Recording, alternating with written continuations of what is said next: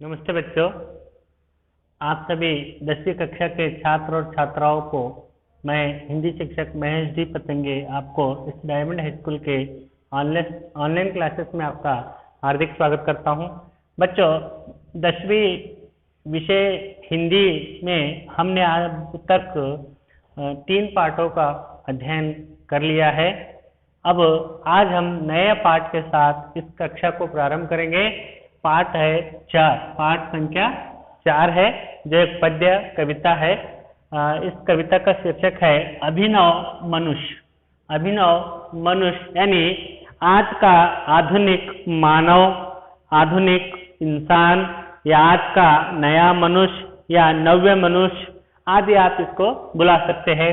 अभिनव मनुष्य, नया मनुष्य या आधुनिक पुरुष, आधुनिक युग का मानव या नव्य मानव भी आप इसे कह सकते हैं। अभिनव मनुष्य यानी आज के वर्तमान का मनुष्य। इसके कविता के कवि है रामधारी सिंह दिनकर। हिंदी साहित्य में आने वाले प्रमुख कवियों में इनका नाम लिया जाता है। जो ये रामधारी सिंह दिनकर जी अभिनव मनुष्य कविता के रचयिता है। ये भाग 1 है बच्चों। भाग 1 में हम आज जानेंगे कविता का आशय। जो हर एक पाठ का आशय होता है, हर कवि का एक उद्देश्य होता है कि इससे बच्चों में कुछ प्रेरणा मिले। तो इस कविता से हमें क्या सीख मिलती है, या इस कविता के प्रमुख अंश क्या है, या इस कविता का आशय क्या है, ये देखना है। उसके बाद दूसरा पॉइंट है कवि परिचय। रामधारी सिंह जी का प्रमुख कवि परिचय है। उसके बाद इस कविता के कठिन शब्दार्थों को देखना है हमें। इस कविता के कठिन शब्दार्थ के बाद कविता का वाचन किया जाएगा, फिर कविता का भावार्थ सविस्तार आपको बताया जाएगा। तो यहाँ पर हम पेज नंबर 26 आप निकालेंगे, तो यहाँ पर हम इस कविता को पढ़ सकते हैं। तो आगे हम देखेंगे कि अभिनव मनुष्य कविता से आपको क्या सीख मिलती है, आपको क्या प्रेरणा मिलती है, इस कविता का उद्देश्य क्या है। बच्चों, यहाँ पर अभिनव का मतलब मैंने बताया। अभिनव मनुष्य यानी आधुनिक मानव, आज का मानव, वर्तमान का मानव, नवीन मानव, आप इसे अंग्रेजी में न्यू मानव भी कह सकते हैं। तो यहाँ पर पहला बिंदु दिया है इस कविता का आशय में। इस कविता में वैज्ञानिक युग और आधुनिक मानव का विश्लेषण किया गया है। वैज्ञानिक युग यानी साइंस संबंधित, विज्ञान संबंधित युग को वैज्ञानिक युग यानी नए नए आविष्कारों को यहाँ पर मनुष्य बना रहा है, ऐसा युग वैज्ञानिक युग है। वैज्ञानिक यानी विज्ञान यानी साइंस से संबंधित युग। युग का मतलब होता है समय, काल, अवधि। तो यहाँ पर आज का युग कैसा है?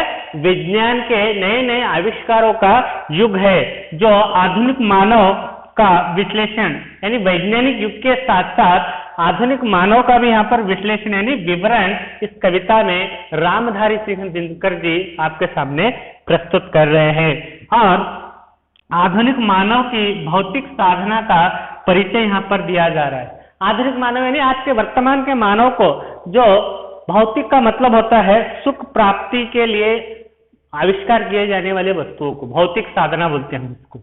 जिसके इंसान के लिए भौतिक साधना यानी सुख के प्राप्ति के लिए नए नए वस्तुओं का आविष्कार होना, वही भौतिक साधना का परिचय। यानी मानव आज कौन से ऐसे चीजों का आविष्कार कर रहा है जिसकी कल्पना हम नहीं कर सकते, ऐसी चीजों को भी वो आविष्कार कर रहा है, उसका परिचय है। और मानव का सही परिचय क्या है?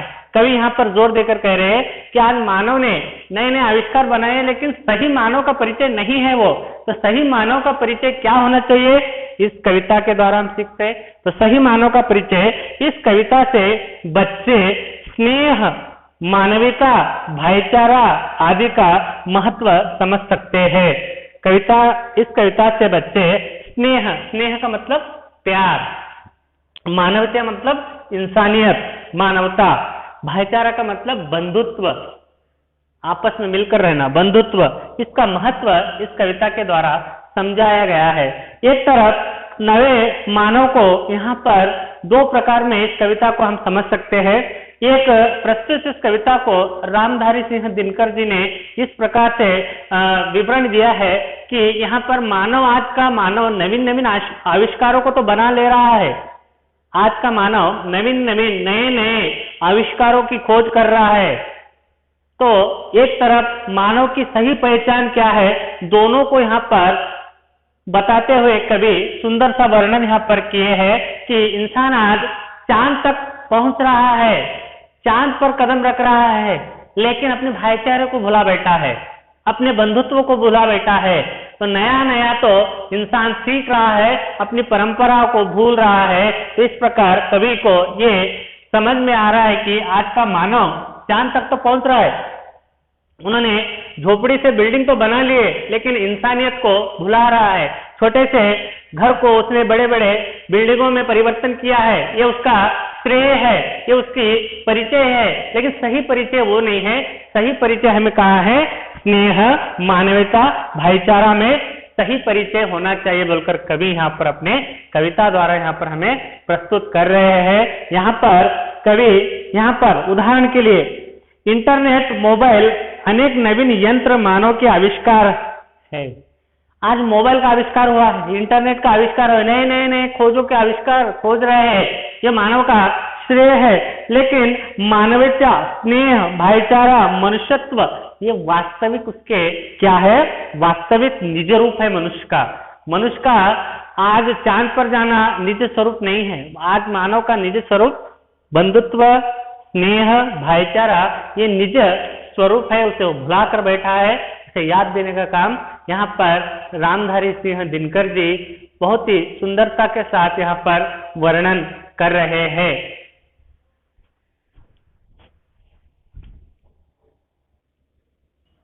बच्चों, अब दूसरे बिंदु पर हम अभिनव मनुष्य कविता के कवि रामधारी सिंह दिनकर जी का संपूर्ण परिचय प्राप्त करेंगे। तो यहाँ पर कवि का नाम रामधारी सिंह दिनकर जी, और उनका दूसरा बिंदु पर काल यानी टोटल जीवन की अवधि। तो उनके टोटल जीवन की अवधि क्या है बच्चों, 1908 से लेकर 1974। यहाँ पर मैंने आपको पढ़ने के आसानी के लिए 74 लिखा है। तो 1908 से लेकर 1974 तक उनकी जीवन की अवधि है। किनकी, रामधारी सिंह दिनकर जी की। जन्म दिनांक 1908 में इनका जन्म होता है। रामधारी सिंह दिनकर जी का जन्म 1908 में होता है। जन्म स्थान बिहार प्रांत के मुंगेर जिले में इनका जन्म होता है। कहाँ पर बच्चों, बिहार राज्य के मुंगेर जिले में रामधारी सिंह दिनकर जी का जन्म होता है। इनके जीवन अवधि में इनकी सेवा देखिए, वो रेडियो विभाग में काम करते थे। पहले शुरू में वो रेडियो विभाग में भी कुछ सेवा उन्होंने प्रदान की है। उसके बाद वो भारत सरकार के हिंदी सलाहकार के पद पर नियुक्त रहे। भारत सरकार के द्वारा हिंदी भाषा के सलाहकार के रूप में उन्हें नियुक्त किया गया था। उसके बाद एक सरकारी कॉलेज में वो प्राध्यापक नहीं, प्रोफेसर, एक सरकारी कॉलेज में वो प्रोफेसर भी रह चुके हैं हिंदी के। अब अगला बिंदु है इनकी प्रमुख रचनाएं। बच्चों, इनकी प्रमुख रचनाओं में देखेंगे यहाँ पर हुंकार, रेणुका, रसवंती, समाधिनी, धूप छां, कुरुक्षेत्र, भापू, रश्मि रत्या आदि इनकी प्रमुख रचनाएं हैं। किनके, श्री रामधारी सिंह दिनकर जी के कुछ प्रमुख रचनाओं को यहाँ पर मैंने लिखा है। पेज नंबर 28 पर 28 पर भी आपको यहाँ पर दिया गया है। आप पुस्तक को देखते हुए इधर अध्ययन करेंगे तो आपको समझ में आएगा। बच्चे, यहाँ पर पुरस्कार दिया गया है इन्हें। आपके पुस्तक में यहाँ पर उनके लिए पुरस्कार नहीं है, मैंने यहाँ पर याद किया है। पुरस्कार दिया गया है उर्वशी कृति के लिए। कौन सी कृति के लिए, उर्वशी रचना पर, एक कृति पर उन्हें 1972, कब 1972 यहाँ पर लिखा है मैंने, 1972 में ज्ञानपीठ पुरस्कार मिला है। तो ज्ञानपीठ पुरस्कार के बारे में मैंने इससे पहले कक्षा में तीसरा पाठ गिल्लू में महादेव वर्मा जी के ज्ञानपीठ जब उनको 1982 में मिला, कौन सी रचना के लिए बताओ बच्चों, हाँ, यामा रचना के लिए उन्हें ज्ञानपीठ पुरस्कार किन्हें मिला, महादेवी वर्मा जी को मिला। वो वैसे ही और एक ज्ञानपीठ पुरस्कार हिंदी साहित्य में रामधारी सिंह दिनकर जी को भी उनकी रचना उर्वशी रचना पर 1972 में ज्ञानपीठ पुरस्कार से सम्मानित किया गया है। अब तक हिंदी में कितने ज्ञानपीठ पुरस्कार है बताया मैंने, कितने हैं बच्चों, इससे पहले कक्षा में मैंने बताया है, बताइए हाँ 11, अब तक हिंदी साहित्य में कितने 11 ज्ञानपीठ पुरस्कार प्राप्त है, उसकी थोड़ा सा परिचय मैं उस समय भी दिया था। तो अब प्रस्तुत कविता का भाग किस भाग से लिया गया यहाँ पर दिया है। प्रस्तुत कविता अभिनव मनुष्य के पद्य भाग कुरुक्षेत्र के षष्ठ सर्ग से लिया गया है। तो इस अभिनव मनुष्य जो कविता है ये कहाँ से लिया गया है, रामधारी सिंह दिनकर जी से रचित कुरुक्षेत्र के षष्ठ सर्ग यानी छठे भाग से, सर्ग का मतलब होता है भाग, षष्ठ यानी छठे भाग से लिया गया है। और इनका अंत में निधन 1974 को इनका निधन होता है। ये पूरा संपूर्ण अभिनव मनुष्य कविता के कवि रामधारी सिंह दिनकर जी का संपूर्ण परिचय हमने प्राप्त किया है।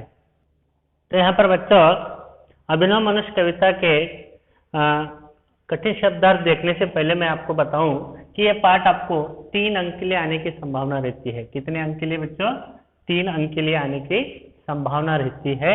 और जैसे मैंने पहले बताया यहाँ पर ब्रैकेट में मैंने जो लिखा है कविता और कवि का नाम आपको याद रखना जरूरी है। अनुरूपता में आपको ऐसा प्रश्न भी पूछा जा सकता है, अनुरूपता जो आपको 4 अंक के लिए आता है।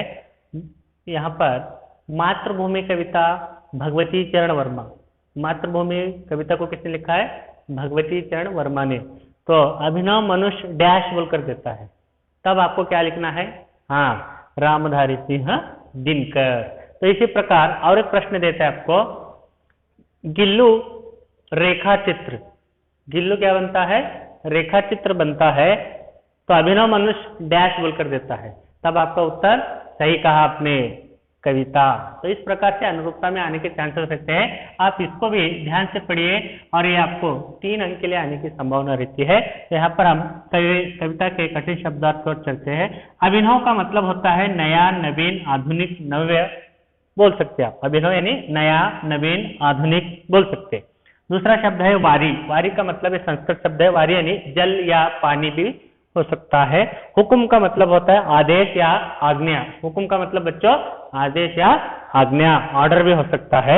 व्यवधान, व्यवधान का मतलब होता है पर्दा, रुकावट या बाधा, पर्दा, रुकावट या बाधा भी यहाँ पर हो सकती है। आप किताब में देखते रहिए, यहाँ पर पढ़ रहा हूं मैं तो आपको आसानी होगी। भाप का मतलब भाष्प, भाष्प यानी जो सूर्य के किरण पानी में गिरते हैं, पानी में भाप, आवी बोलते हैं ना उसे आप कन्नड़ में, वो आवी या वेपर भी उसे कहा जाता है। सरित का मतलब नदी या सरिता होता है, सरित का मतलब नदी या सरिता। सिंधु का मतलब सागर, समुद्र होता है। आलोक का मतलब प्रकाश, आलोक का मतलब प्रकाश होता है। यहाँ पर ज्ञेय का मतलब जानकारी, ज्ञेय यानी जानकारी या माहिती होता है।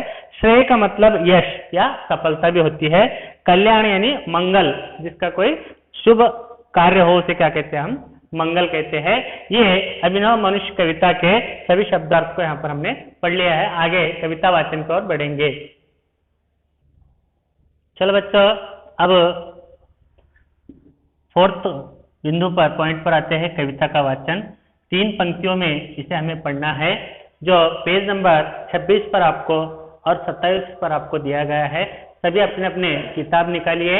अब मैं कविता वाचन करने जा रहा हूं, तो आप भी मेरे साथ उसे देख लीजिए, ताकि कोई शब्द पढ़ने में आपको दिक्कत ना हो, तो फिर आप उसे आसानी से समझ सकते हैं।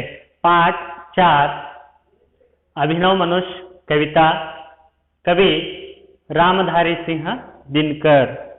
आज की दुनिया विचित्र नवीन, प्रकृति पर सर्वत्र विजय पुरुष आसीन है, बंधे नर के करों में वारी विद्युत भाप, हुक्म पर चढ़ता उतरता है पवन का ताप, है नहीं बाकी कहीं व्यवधान, लांग सकता नर सरित गिरि सिंधु एक समान।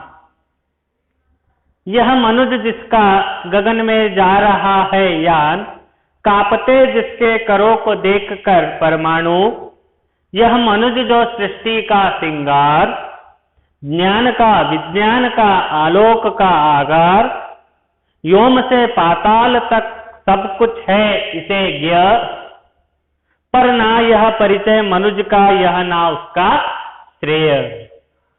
श्रेय उसके बुद्धि पर चैतन्य उर की जीत, श्रेय मानव की असमित मानवों से प्रीत, एक नर से दूसरे के बीच का व्यवधान, तोड़ दे जो बस वही ज्ञानी वही विद्वान और मानव भी वही।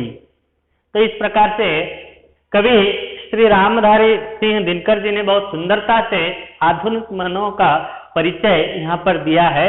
फिर से एक बार मैं आपको पढ़कर सुना रहा हूं, एक बार देख लीजिए, कहीं आपके डाउट रहे तो क्लियर कर लीजिए। पाठ 4, अभिनव मनुष्य, कवि रामधारी सिंह दिनकर जी। आज की दुनिया विचित्र नवीन, प्रकृति पर सर्वत्र है विजय पुरुष आसीन, है बंधे नर के करों में वारी विद्युत भाप, हुक्म पर चढ़ता उतरता है पवन का ताप, है नहीं बाकी कहीं व्यवधान, लांग सकता नर सरित गिरि सिंधु एक समान।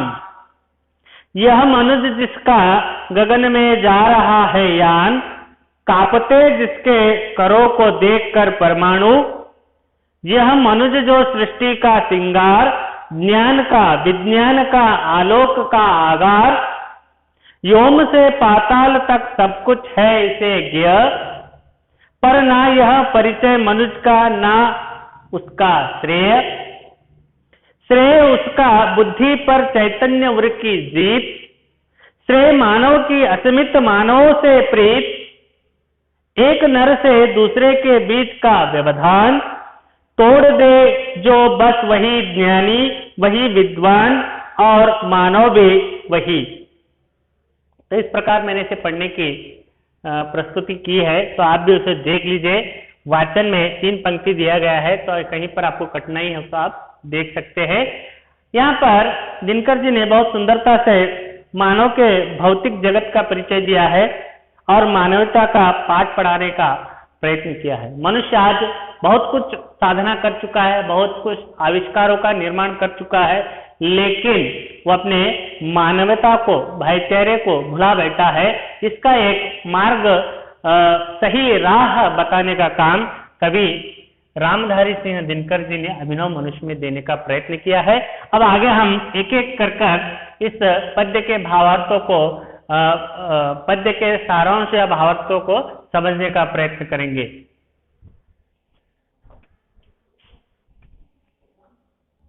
तो बच्चों, अभिनव मनुष्य कविता का भावार्थ देखने जा रहे हैं हम। इस पहली पंक्ति का भावार्थ यहाँ पर मैं समझाने का प्रयत्न कर रहा हूँ। आप अपने अपने किताब निकाल लेकर उसमें आप भी पढ़ने की प्रयत्न कीजिए। पहले पंक्ति का भावार्थ एक बार पढ़ने जा रहा हूं मैं। आज की दुनिया विचित्र नवीन, प्रकृति पर सर्वत्र है विजय पुरुष आसीन, है बंधे नर के करों में वारी विद्युत भाप, हुक्म पर चढ़ता उतरता है पवन का ताप, है नहीं बाकी कहीं व्यवधान, लांग सकता नर सरित गिरि सिंधु एक समान। तो अब पढ़ने में कोई दिक्कत नहीं है। अब एक एक शब्द का हम यहाँ पर देखेंगे। यहाँ पर मैं अर्थ बताते जाता हूँ, आप वहां पर नोट कर ले सकते हैं। आज की दुनिया यानी इस वर्तमान की दुनिया, आपकी प्रेजेंट प्रस्तुत दुनिया, दुनिया का मतलब विश्व, जगत, संसार। विचित्र का मतलब अनोखा, विलक्षण, अजीब, ये भी हो सकता है। नवीन का मतलब नया। तो आज की दुनिया, आज का संसार, आज का युग विचित्र भी है और अनोखा भी है और नया भी है बोलकर यहाँ पर बताया जा रहा है। प्रकृति का मतलब नेचर, निसर्ग। प्रकृति सर्वत्र यानी सभी जगह पर, सभी और हर जगह पर, सर्वत्र।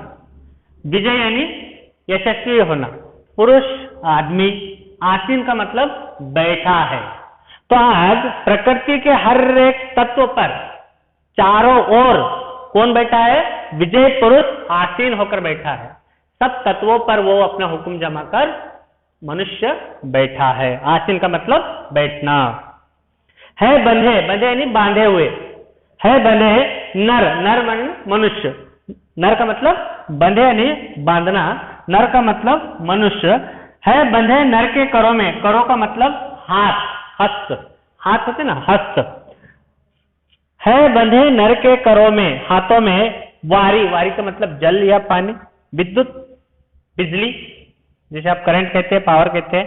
भाप, मैंने जैसे शब्दार्थ में बताया भाष्प, ये आपको समझ में आया। इधर हुक्म का मतलब, हुक्म पर चढ़ता उतरता है पवन का ताप, मतलब हुक्म यानी आदेश पर, मनुष्य के आदेश पर चढ़ना उतरना यानी चलता भी है और रुकता भी है। कौन? ये तीनों। मनुष्य के हाथों में क्या बंधे हैं? वारी विद्युत भाप बंधे हुए हैं, और वो मनुष्य के आदेश पर, हुक्म पर, ऑर्डर पर चल रहे हैं, रुक रहे हैं। यहां पर आगे है नहीं बाकी कहीं व्यवधान, बाकी का मतलब कुछ भी नहीं, तो यहां पर कुछ कोई व्यवधान, व्यवधान का मतलब रुकावट, पर्दा, बाधा, इस इंसान को कोई रुकावट या कोई रोकने वाला है नहीं बोलकर यहां पर बताया जा रहा है। लॉन्ग यानी जंप, जैसे हम अगर कोई छलांग करनी हो, लॉन्ग जंप, हाई जंप बोलते हैं ना खेल में, वैसे जंप करने जाते हैं ना, उसे लॉन्ग कहते हैं। तो उसे जंप कर कर, उसे जंप कर कर जाते हैं ना, समझ में आया बच्चों मैं बोलने का आपको? जंप करना। लांग सकता नर यानी मनुष्य, नर, सरित का मतलब नदी, गिरी का मतलब पहाड़ या पर्वत, सिंधु का मतलब समुद्र या सागर। तो लांग सकता नर सरित गिरी सिंधु एक समान। तो आज मनुष्य नदी को, पहाड़ को, पर्वत को, समुद्र को, सागर को एक लांग में ही जंप कर रहा है, इतने आविष्कार उसने किए हैं। तब हम यहाँ पर सविस्तार भावार्थ की तरफ आते हैं। तो यहाँ पर कहने का तात्पर्य है कि कवि दिनकर जी इस कविता द्वारा यह संदेश देना चाहते हैं कि आज के मानव ने प्रकृति के हर एक तत्व पर विजय प्राप्त कर ली है। तो आज का जो अभिनव मनुष्य है, नया मानव है, वर्तमान का जो मानव है, प्रकृति के हर एक तत्व पर, ये जो जल, विद्युत, भाप, प्रकृति के हर एक तत्व है, नदी, गिरी, सिंधु, ये जो प्रकृति के तत्व है, उन पर अपना हुक्म जमा कर बैठा है, उस पर अपना अधिकार जमा कर बैठा है। प्रकृति के हर एक तत्व पर अपना अधिकार जमा कर बैठा है। कौन? आज का मानव, आज का अभिनव मनुष्य। कवि दिनकर जी इस कविता के द्वारा यह संदेश देना चाहते हैं कि आज का मानव ने प्रकृति के हर एक तत्व पर विजय प्राप्त कर ली, यश प्राप्त कर ली है। आज की दुनिया विचित्र है, आज का विश्व दुनिया क्या है? विचित्र है, और नवीन भी है, और अनोखा भी है, अजब भी है, और नया भी है। आज प्रकृति के सर्व क्षेत्रों पर विजय पाकर मानव आसीन बैठा है। आज प्रकृति के हर एक तत्व पर मानव अपना सिक्का जमा बैठा है, अपना अधिकार जमा कर बैठा है। ऐसा लग रहा है कि उसने अपने हाथों में जल, विद्युत, भाप आदि अपने प्रभुत्व जमा बैठा है। अब यहां पर मैं उदाहरण देता हूं, जल को कैसे उसने अपने, यहां पर आपको चित्र दिया बच्चों, चित्र में कुछ चित्र दिए, एक में एरोप्लेन उड़ रहा है, यहाँ पर एक सैटेलाइट दिया गया है, यहाँ पर चंद्रयान का चित्र दिया है, यहाँ पर एक नाव का चित्र है, नदी का चित्र है, पहाड़ को खोदने का चित्र है, यहाँ पर आधुनिक मानव कंप्यूटर का प्रयोग कर रहा है। ये सब चित्र, ये सब नए नए आविष्कारों का बताया जा रहा है। इंसान आज हर तत्व पर अपना अधिकार जमा बैठा है, नए नए चीजों के आविष्कार कर रहा है। वैज्ञानिक युग है, विज्ञान का युग है, तो आज सोच नहीं सकते वैसे आविष्कारों को निर्माण कर रहा है। यहां तक कि उसने नदी पर, नदी का एक स्वभाव होता है बच्चों बहना, उस नदी पर भी अपना हुक्म जमा कर बैठा है। उस नदी को रोक रहा है, बहने वाली नदी को रोक कर डैम बनाकर उसका पानी का उपयोग कर रहा है, उस जल का उपयोग कर रहा है, जिसमें उस जल से वो बिजली तैयार कर रहा है।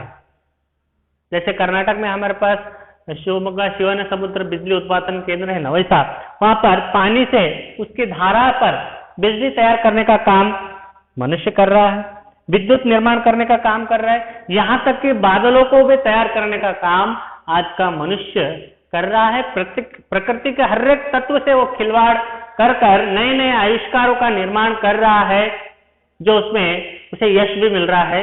अब वो सब क्या हो रहे हैं, अब बिजली को हम बटन दबाते हैं, बिजली गिरती है, बटन दबाते हैं, बिजली बंद हो जाती है, करंट तो हमारे हुक्म में है, हमारे अंडर में है वो। तो जब चाहे हम फैन चालू कर सकते हैं, जब चाहे हम बंद कर सकते हैं, वो हमारे अंडर में है। तो ऐसे विद्युत को भी अपने अंडर में लिया है, भाप को भी अपने अंडर में लिया है, पानी को भी अंडर में लिया है, सभी उसके हाथों में बंधे हैं और वो कैसे चल रहे हैं? मनुष्य के, आज के आधुनिक मनुष्य के इशारों पर चल रहे हैं, उनके हुक्म पर चढ़ते हैं, उतरते हैं, रुकते हैं, ठहरते हैं, भागते हैं, वो सब आधुनिक मनुष्य के हाथों में बंध गए हैं। कोई व्यवधान नहीं है, कोई रास्ता नहीं है, कोई रुकावट नहीं है, कोई उसे रोकने वाला नहीं है, वो अपने आप उस पर चलने का काम कर रहा है। आज का मनुष्य के आज्ञा का पर पवन का ताप भी घटता है और बढ़ता है। आज हम जब चाहे अपने कमरे में एसी लगा सकते हैं, ठंड पा सकते हैं, मनुष्य का आविष्कार है। गर्मी हो रही है तो ठंडक का आविष्कार है, सर्दी हो रही है तो हीटर है, गर्मी का आविष्कार है। तो ऐसे नए नए यंत्रों का आविष्कार बनाकर मनुष्य प्रकृति को अपने हाथों में बांध लिया है। आज हमें ठंडी लग रही है तो गर्म करने के लिए हीटर जलाकर हम गर्मी पैदा कर सकते हैं। गर्मी हो रही है तो एसी चलाकर, कूलर चलाकर हम ठंडी भी पैदा कर सकते हैं। ये नए नए यंत्र किसके आविष्कार है? मनुष्य के आविष्कार है। उसने हवा पर भी अपना नियंत्रण प्राप्त किया है, पवन का ताप, ये सब हवा उसके अधीन में है, पानी उसके अधीन में है, विद्युत उसके अधीन में है, और यहाँ तक कि बादल भी उसके, भाष्प जो सूर्य के कण समुद्र में, नदी में गिरकर भाष्प बनकर, आवी बनकर बादल बन जाते हैं, तो वो भी मनुष्य के आदेश पर चलते हैं और रुकते हैं, यानी चढ़ते और उतरते हैं। कोई रुकावट नहीं, उसे कोई रोकने वाला नहीं। यहाँ तक लांग सकता नर सरित गिरि सिंधु एक समान। आज मनुष्य एक जंप में, एक लांग में, एक कदम में समुद्र को लांग रहा है, पहाड़ को लांग रहा है, नदी को लांग रहा है। तो ये सब आज के मानव का आविष्कार है। एक वैज्ञानिक युग के उसके नए नए आविष्कार है। वो आज पहाड़ पर, पहाड़ की चोटी तक जाकर अपने साधना कर रहा है, नए नए आविष्कार बना रहा है। यहाँ तक कि नहीं, वो पहाड़ को खोद कर नए नए सुरंग मार्ग बना रहा है, पहाड़ को भी खोद कर वो नए नए सुरंगों के मार्ग बना रहा है। इसके अलावा यहाँ पर कहा गया है नदी समुद्र को। अब उदाहरण देखिए बच्चों, यहाँ पर मैं एक उदाहरण देना चाहता हूँ। पोर्चुगल देश का नाविक वास्को डी गामा भारत कब आया आपको मालूम है? सबसे पहले उन्हें भारत का जलमार्ग से उसने भारत की खोज की। भारत कहीं नहीं गया था, वहीं था, लेकिन उसका खोज उसने किया सन 1478 में।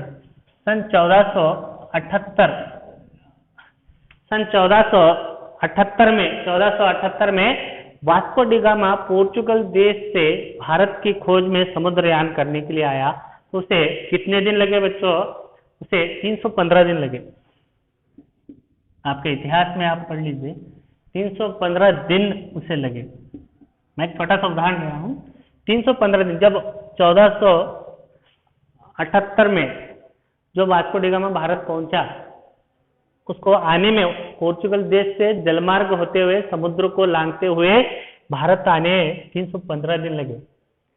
अगर आज का मानव होता तो आंख बंद कर आंख खोलने तक समुद्र को पार कर देता। ये मानव की साधना है। उस समय और इस समय में क्या फर्क है? ये मानव की वैज्ञानिक युग है। उस समय उसके आविष्कार के हिसाब से 315 दिन लगे वास्को डी गामा के आधार पर। आज के नवीन मानव के आधार पर हम आंख बंद कर आंख खोलने तक कहां से कहां पहुंच जाते हैं। हम समुद्र मार्ग पर, नावों से, एरोप्लेन से हम कहीं भी पहुंच सकते हैं। ये आज के मानव की साधना है। इसे भौतिक साधना कहते हैं। भौतिक साधना यानी अपने सुख की प्राप्ति के लिए किए जाने वाले आविष्कारों को भौतिक साधना कहते हैं। तो आपको प्रश्न आने की संभावना है कि प्रकृति पर विजय पुरुष आसीन, इस पंक्ति का आशय समझाइए या मानव के भौतिक साधना का परिचय दीजिए। ये प्रश्न 2 आपको पूछने की संभावना है। इंपॉर्टेंट प्रश्न है, तो इसका उत्तर आपको लिखना है। आज का मानव विचित्र भी है और नवीन भी है और अनोखा भी है। क्यों? आज उसने प्रकृति के हर एक तत्व पर अपनी विजय प्राप्त की है। उस पर वो अपना सिक्का जमा कर बैठा है। यहाँ तक कि उसके हाथों में जल, विद्युत भाप, वारी, विद्युत भाप और पवन का ताप उसके हुक्म पर चलते हैं, रुकते हैं, उतरते हैं, चढ़ते हैं और उसे कोई रोकने वाला नहीं है। यहाँ तक कि वो पहाड़ को, नदी को, समुद्र को एक लांग में लांग सकता है, ऐसी शक्ति उस मानव ने आज प्राप्त कर ली है, आधुनिक मानव ने। तो इस प्रकार से कवि यहाँ पर अपने कविता में आधुनिक मानव के आविष्कारों के, वैज्ञानिक आविष्कारों को बताने का प्रयत्न यहाँ पर किया है। तो एक बार फिर से आपको इसका मैं सारांश समझाने का प्रयत्न करूंगा। कवि दिनकर जी के अनुसार यह संदेश देना चाहते हैं कि आज का मानव प्रकृति के हर एक तत्व पर, जैसे मैंने बताया जल, विद्युत, भाप, इसके ऊपर वो अपना हुक्म जमा कर बैठा है और सभी क्षेत्रों पर वो हुक्म जमा कर बैठा है। यहाँ तक कि उसके हाथों में, करों में वारे, विद्युत, भाप बंधे हैं, उसके अधीन है मनुष्य के आज के। हुक्म पर चढ़ता उतरता है पवन का ताप, उसके आदेश पर पवन का ताप उतरता भी है और चढ़ता भी है। कोई रुकावट नहीं है, कोई बाधा नहीं, कोई रोकने वाला नहीं उसे। लांग सकता नर सरित गिरि सिंधु एक समान, वो पहाड़ को भी खोद कर रास्ता बना रहा है, नदी पर भी आविष्कार बनाकर नाव में जा रहा है, यहाँ तक कि नदी को रोक कर वो बिजली तैयार करने का काम कर रहा है और नए नए आविष्कार बना रहा है। समुद्र में वो समुद्र के गहराई तक जाकर नए नए आविष्कारों की खोज कर रहा है। इस तरह कोई ऐसी जगह नहीं जहां मनुष्य ने अपना सिक्का जमाया हो। प्रकृति के हर एक क्षेत्र में, हर जगह पर वो अपने हुक्म को स्थापित कर रहा है बोलकर इस पहले पंक्ति में कवि यह बताने का प्रयत्न कर रहे हैं। तो आज हम इस आधुनिक मनुष्य, अभिनव मनुष्य कविता में जिसे रामधारी सिंह दिनकर जी ने लिखा है, उसमें हम सबसे पहले आज पढ़े हुए विषय को मैं आपको एक बार पुनर्मनन करा रहा हूँ, जिसमें हमने सबसे पहले कविता का आशय पढ़ा, फिर कवि का संक्षिप्त परिचय प्राप्त कर लिए, फिर इसके बाद कठिन शब्दार्थों को लिए, फिर कविता का वाचन हुआ। अब मैं एक पंक्ति का सारांश आपको बताने का प्रयत्न किया। मैं आशा करता हूं कि ये कविता आपको समझ में आई। आपको आज के होमवर्क में आपको इस कवि परिचय को सविस्तार से लिखना है और कविता को कंठस्थ करना है। ये आपका आज का होमवर्क है। और अगली कक्षा में हम अभिनव मनुष्य भाग 2 में अभी 2 पंक्तियां हैं, उसको सविस्तार से जानने के प्रयत्न करेंगे।